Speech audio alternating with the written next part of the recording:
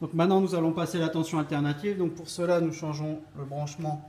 Au lieu d'avoir la tension continue, on place le courant alternatif ici. On allume le générateur, la lampe s'allume. On constate que U efficace, on doit le placer en alternatif ce coup-ci et non pas en continu comme tout à l'heure, et on le place toujours sur 20 volts. Et là on a une tension qui est de 6,93 volts pour le moment en U efficace. Donc on repasse sur la console pour la capture des points.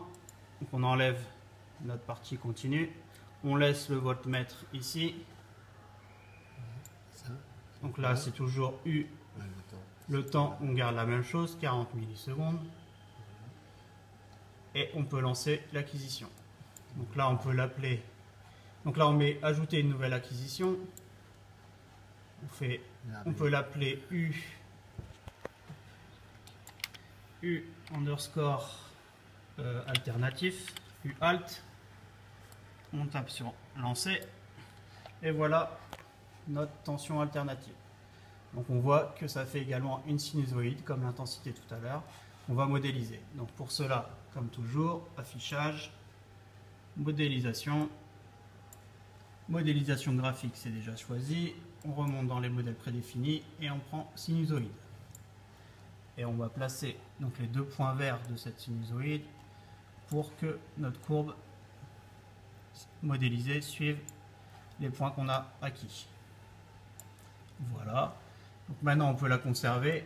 Dans nouvelle grandeur, on tape U underscore alt underscore mode. Donc U alternative modélisée. Conserver. Voilà.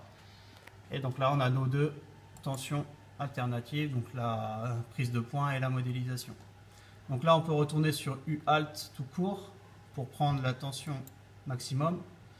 Donc on va dans affichage, dans outils, outils pointeur, et là on place notre pointeur en haut sur la courbe bleue. Voilà, et donc nous voyons que nous avons une tension maximum de 9,96 volts. Parfait. Donc là nous voyons que notre tension Umax est égale à 0,91, 0,96 à peu près. Et donc on va faire la relation entre cette tension maximum et la tension efficace qu'on mesure directement au voltmètre, qui est de 6,92 volts. Donc on verra ça ensuite.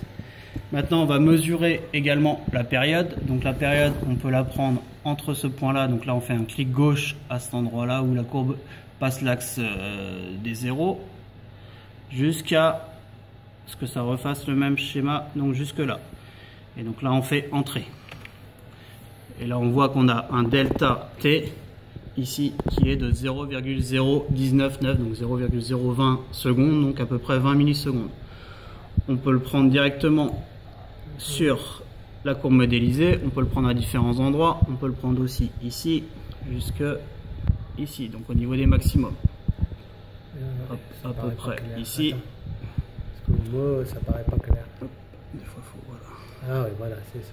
On tape sur entrée et là on a un delta T qui est exactement pareil. On peut le prendre à peu près à n'importe quel endroit de cette courbe et on aura toujours un delta T qui est constant, qui est égal à la période, hop, ici, qui est égal donc là à 0,974, ainsi de suite. On peut le faire au 2 et minimum aussi, c'est exactement la même chose. Hop.